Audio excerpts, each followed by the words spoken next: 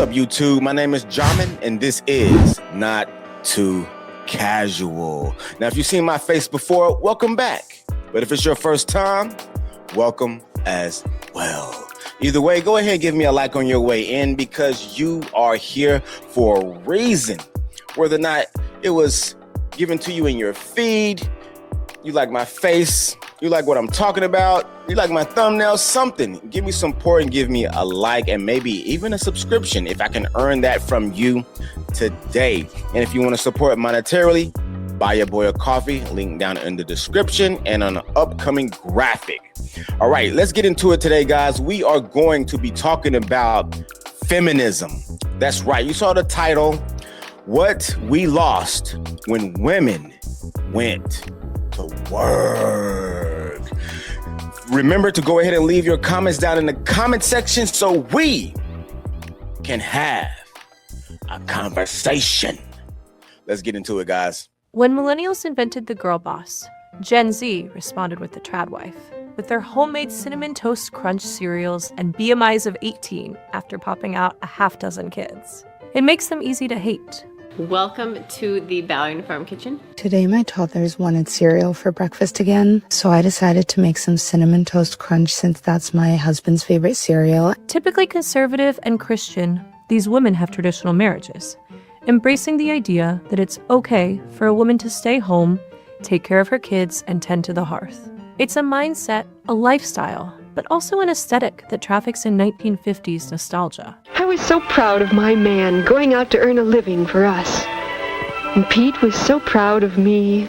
When my husband turned to me and said he was craving Hamburger Helper, I had no clue what he was talking about. But after he explained it to me, I knew exactly what to do. Trad wives are also magnets for hate and judgment. Trad wife, I guess it's a Gen Z thing. I'm sorry, 50 years ago was not a place I ever want to be back. Exactly. I do not give a about the trad wives. This kind of stuff is just a flex, okay? That's what this is. All this is doing is just flexing. The critiques aren't totally wrong. Trad wives are sometimes performative, a made-for-social media phenomenon that can look a little ridiculous. The most successful ones are the most extreme, curated and out of touch. The more modest ones, who traffic in budgeting tips and recipes, garner smaller followings and less fame. But this cultural movement warrants celebration, not contempt. Trad wives don't want domestic servitude. They want the roles of wife, mother, and homemaker to count as respectable options for the 21st century women. Trad wives are feminists too. Okay, let me butt in if I may. So, as you see the title, What We Lost When Women Went to Work. So they directly and immediately went into trad wife. And if you guys may not know what trad wife is, that means traditional wife, meaning going back in time when women stayed home, they cooked, they cleaned, they raised the children. Going out into the workforce was not a thing. The boss babe, boss bitch life was not even a notion. Maybe it was something in the back of their minds back in the day, but women knew that they were not about to go into the workforce and their place was in the home. And the man's place was going out to work, breaking his back, bringing home the bacon, and then having his wife fry it up and feed it to the family. Right? We get that. Okay. We've moved on from that. Everything's changed. So I just want to give you the preface and the baseline of where they are coming from in this video and how I'm going to be reacting to it. So I did see a lot of these trad wife Instagram accounts, TikTok accounts, and some of them, like they said, are very exaggerated, I would say. I would want to go ahead and compare that to my relationship because we are going the traditional route. I work, she doesn't. She raises our child. We only have one at the moment. We're going to do the homeschool route. She does the cooking, the cleaning. She takes care of home. I go out and work 10, 12, 14 hours a day, and I come home, and we have a great dynamic. I believe that's amazing and great. I always like to brag and say that I retired her. She doesn't have to work anymore, and she's absolutely elated about that. Now, granted, we did have to cut back because I'm making great money. She was making great money, and now we have to work on only my income. So we cut back here and there. Certain things that we have to do, certain things that we go without, but we are living a fairly good life. So just to move on, I want to talk about what Whoopi said, Whoopi Goldberg, about how she didn't want to live 50 years ago. I feel that's kind of like really kind of ingenuous, because of course you don't want to live 50 years ago. That's like asking a black person, do they want to live in the 1850s or the 1900s? They're not saying, when people ask that question, what era of time you want to live in, they're not extrapolating the social grievances. They're asking, do you want to live in an era of time when things were just way more simple? Way more simple, and things were a little bit more easy overall with human beings. So like if we go back in time and women had the opportunity to not work and live in the 50s, but still had the opportunity to go into the workforce, and men's wages were still adequate enough to be able to take care of a wife and buy a house and have 2 or 3 kids and get a car and only be, honestly, a shoe salesman.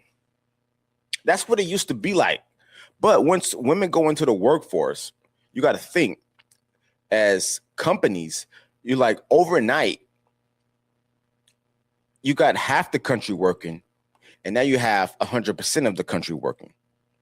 They can't afford to pay everyone the wages they were paying half the workers. So essentially what happened is that, say a man was making $50K, if they allowed all the women to work now, that man's salary is eventually going to go down to $25K, because they have to hire all the women now. So $50K goes down to $25K because the next woman has to make $25K, because they can't afford to pay each person $50K. So with that being said, once you go into relationships, women still have the notion that they want to have the man pay for everything. So the man can't make that, since he can't make that $50K anymore, that $50K turned into $25K. So he has to stretch himself out to make $75, so he can supplement what these companies have to break down the pay for their employees, if that makes any sense.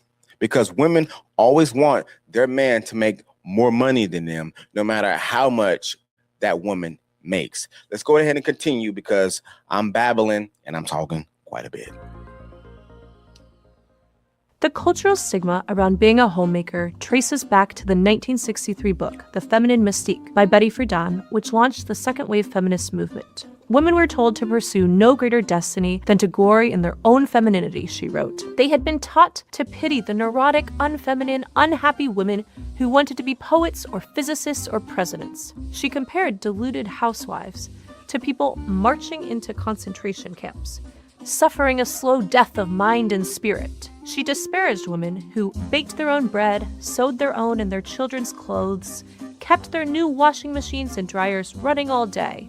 The women's liberation movement succeeded in giving women more choices, but it also sparked a cultural backlash that limited them. Friedan was worried about women being stuck at home. Now, 55% of moms with kids at home work full-time, and many women work more hours than they say they want. Friedan was worried about our... Yeah, so the funny thing about that is, once all the women went to work, you still have to do the work that you did at home, and now you have to go out and work for a boss. And I can tell you, any man coming up in the early 1900s, in the early stages of the feminist movement, could have told you, ladies, you do not want to go to work. You do not want to go to work for a company, a corporation. Like, listen, if men stayed at home, and the roles were reversed, there's no way. There's absolutely no way that we will be fighting to go and work outside the house. Y'all had it good. Y'all had it easy. So good. It's absolutely mind-blowing. Like, you know what? I'm tired of being at home and having a man take care of me and supply all my needs.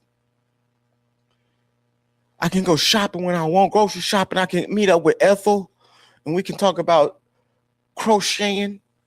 We can talk about, making Afghans and shit. Like, we can talk about all that kind of stuff. Now I got to go work for a boss who's up my ass and having me meet deadlines. What? Like, what? Who fights for that? Like, what? Who literally fights for that? There's videos all over the internet. I probably will plug some in. There's videos all over the internet of women saying, I don't want to be a boss, babe. I don't want to work. This is not for me. And I guarantee,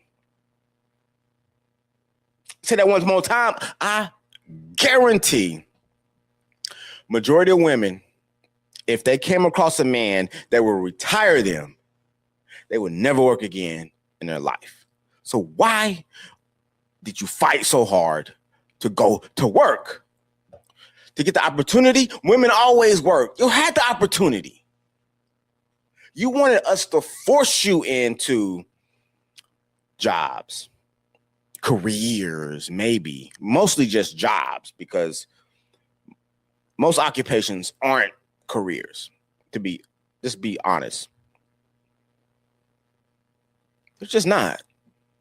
You have a job. You have a job. You fight. Like, did you fight actually for careers, or you just fought to just be able to go out to work? It's mind-blowing. It's mind-blowing. Every man would be like, no, I'm just chilling. I'm just going to hang out with Steve. We're going to go fishing. We're going to have community time. We're just going to do our thing. We're going to have wood shop. If men didn't work, we just have wood shop. Like why would you want to put that on yourself? It's freaking mind-blowing. And then not to mention that the work schedule, the 9 to 5, the 8-10 hours a day, that's built off a man's cycle. A man is capable of going to sleep for 4 hours a night and getting up and working 10, 12 hours a day. And it's a fact that men work more hours than women, period. Now, you can put that on a lot of different variables. And the main variable is that when women get pregnant, they work less hours, and they also, it's 50-50 chance they're even going to go back to their job.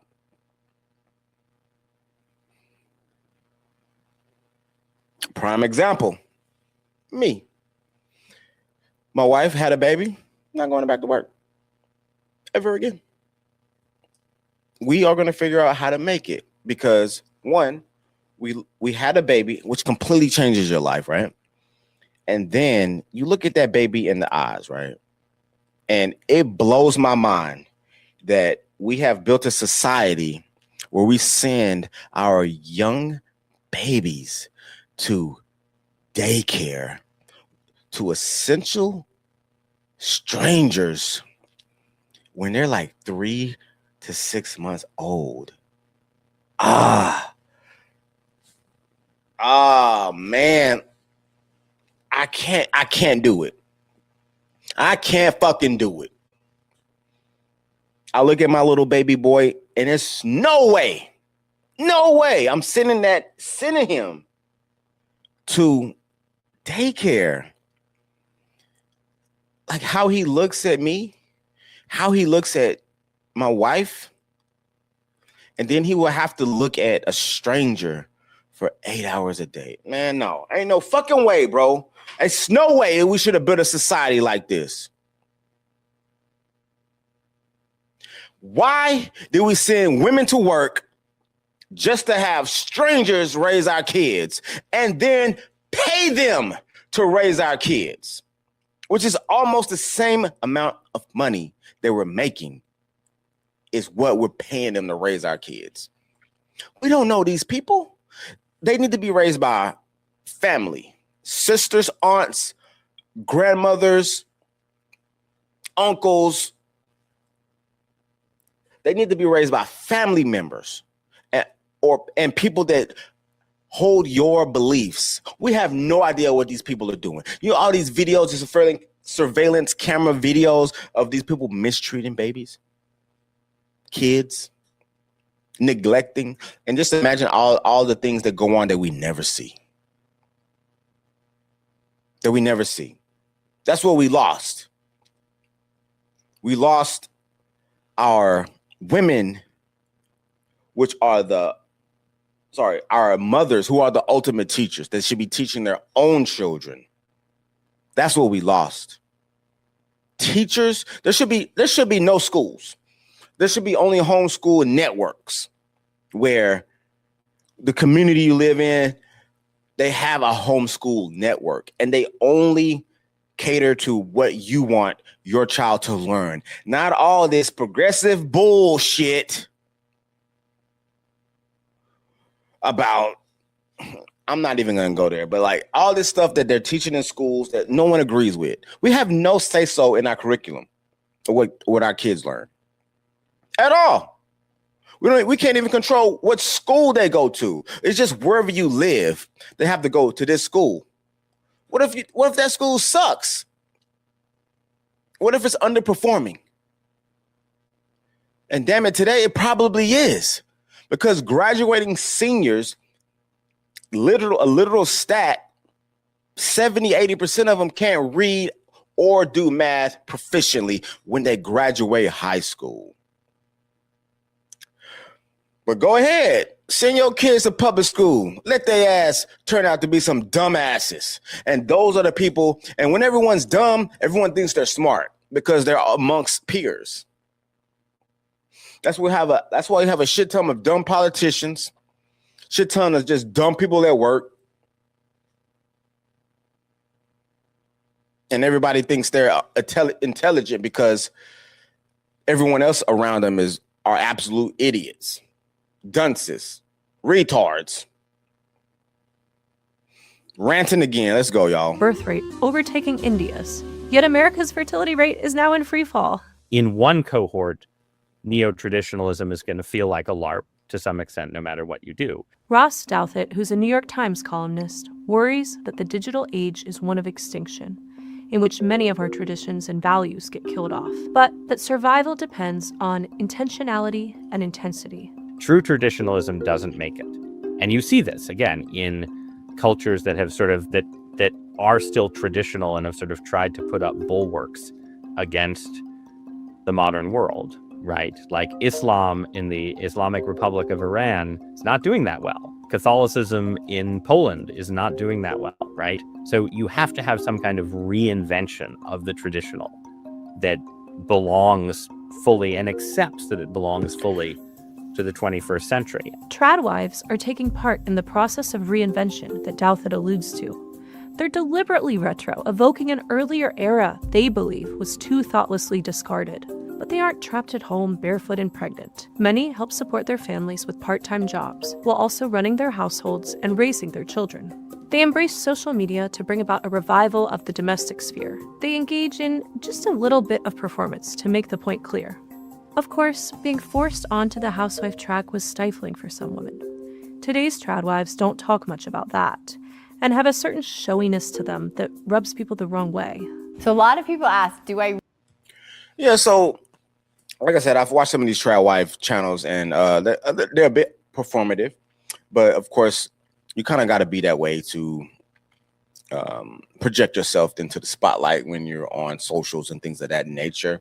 Over here on our side of the internet and my household.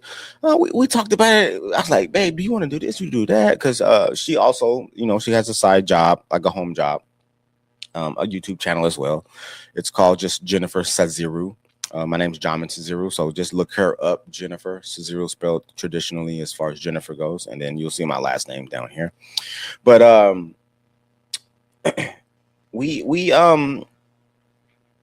we're just trying to be as traditional as can be. Trying to be as traditional as can be.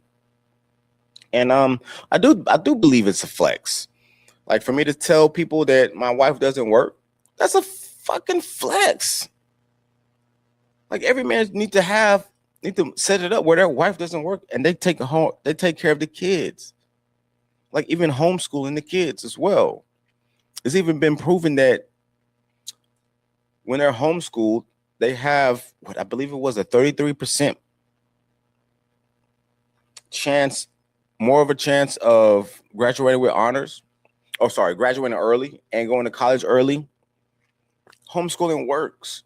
For one, kids don't need to be in school for 8 hours. Public school is only daycare.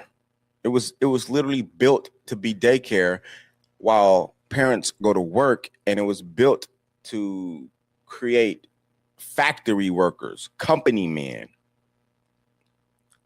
and women, to be able to just go to work and have that mindset of going to work. It's a reason why prisons and schools, infrastructure, architecture is built the same.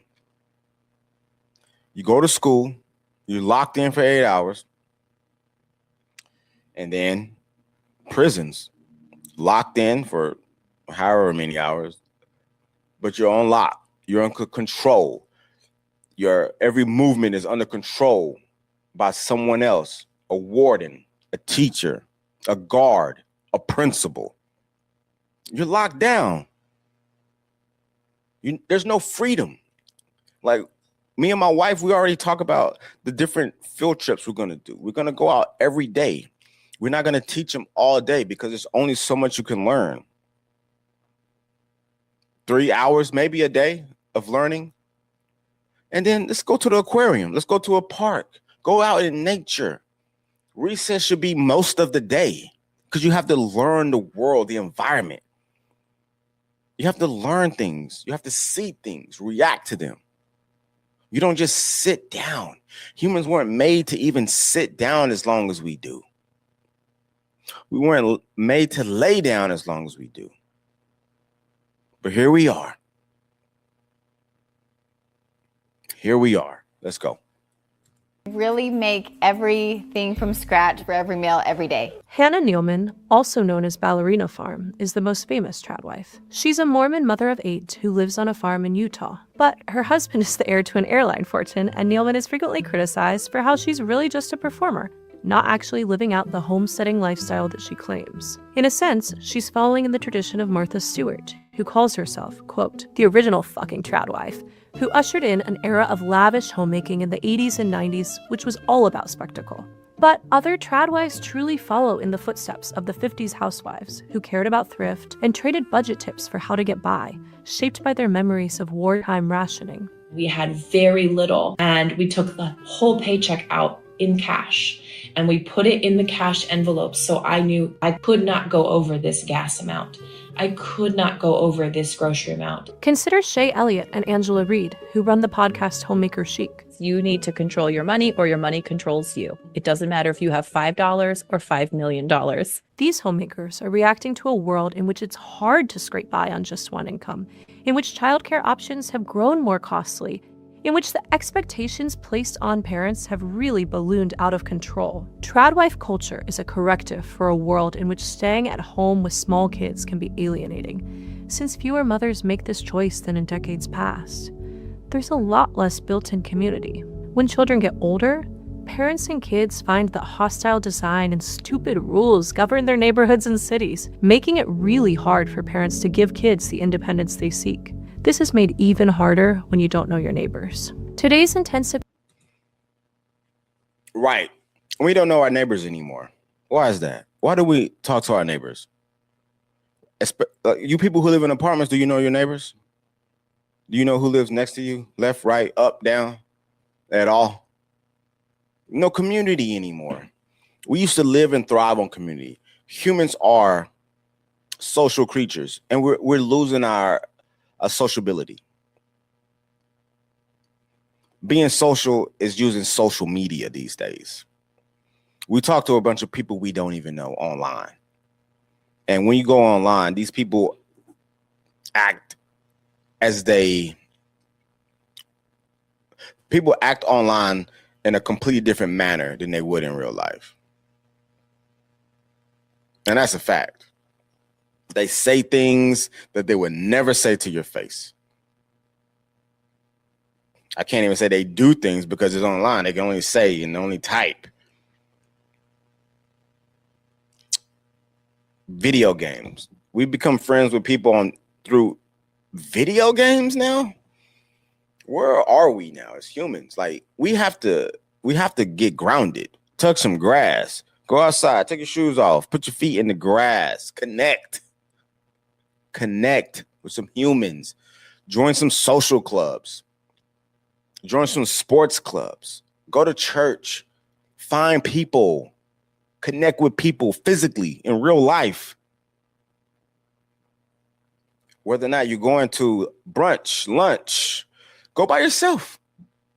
Sit at the bar, talk to people, reach out, say, hey, I'll give somebody a compliment and they will open up to you. We're losing ourselves. What we're doing is creating so much luxury to the point where we don't need anything. Let me explain. So we got electricity, we got heat. We don't have to go outside. We don't have to warm each other. We don't have to lay next to each other. This is primitive days. We don't have to warm each other, lay next to each other, cover each other with leaves, things of that nature. Having babies, the men go out and find the food. The women stay back, raise the children. The community raises the children. When people say it takes a community, a village, they literally mean a village, not your immediate family, your mom and your friend, your sister. They meant the village. The village might have been 60 people, 100 people, but everyone knew that child, those children. Those children were raised correctly with morals because they knew that they couldn't disrespect anyone there. Now today, these children have no morals, nothing. We're losing community. We're losing everything. These children today don't even know how to speak to adults. They don't even know how to speak to their peers. We have children graduating high school, never had a job. Graduating college, they never had a job and taking their parents to job interviews. The fuck is that? Where the fuck is that? Parenting culture expects so much oversight and involvement. The many moms who have entered the labor force are somehow still expected to spend a ton of time actively parenting. Labor force participation of women has gone up, but actually parenting time has also gone up, and that's at the expense of leisure time, more or less. And that makes no sense. Work time goes up, parenting time literally cannot go up. What is she talking about? If your time in your career goes up, that is 100% going to subtract the time that you have to spend with your children. Either you're going to be a boss bitch, or you're going to be a good company person, or you're going to be a good parent. You can't be both, because one is going to take most of your time. Now think about it. Think about it. You go to work all day, 9 to 5, right? You get home, 6, 7, you got to eat. Your kids are at school, 9 to 5, whatever, same amount of time. They may play sports, do extracurricular activities or not. But either way, they going to come home. They're going to have their lives. You got maybe an hour or two with them. What are you going to do with that? And that's even if they want to deal with you. That's if they want to deal with you. And the older they get, become teenagers and things like of that nature, good luck. Good luck. Because you have to grab a hold of them when they're younger, when they still want to be Velcro to you.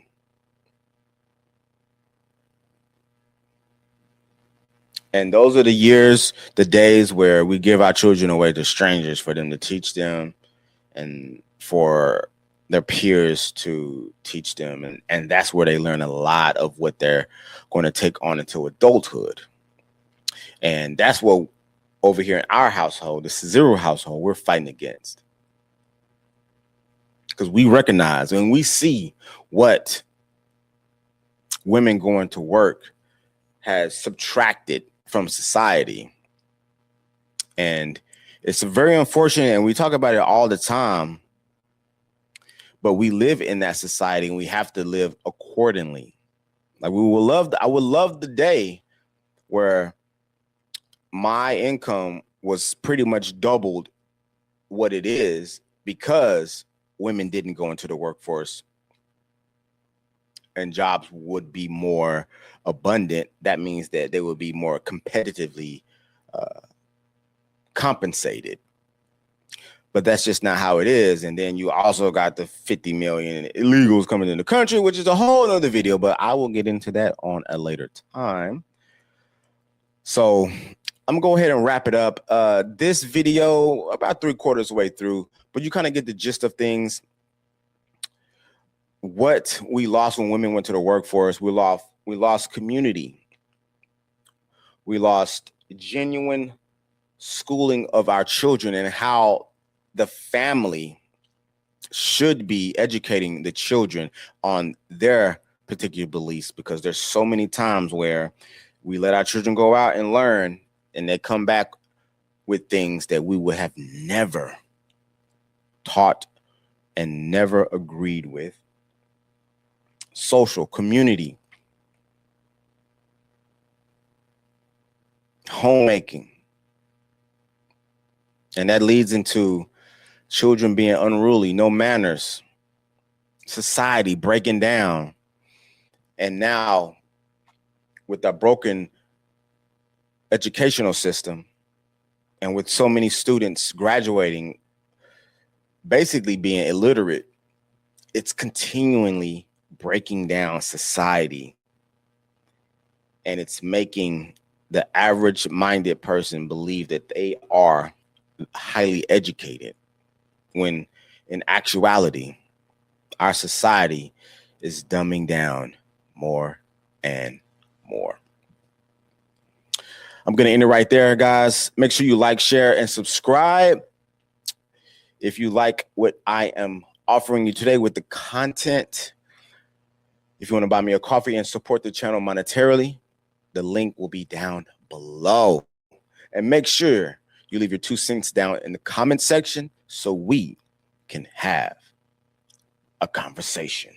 Until next time, guys, my name is Jamin, and this is Not Too Casual.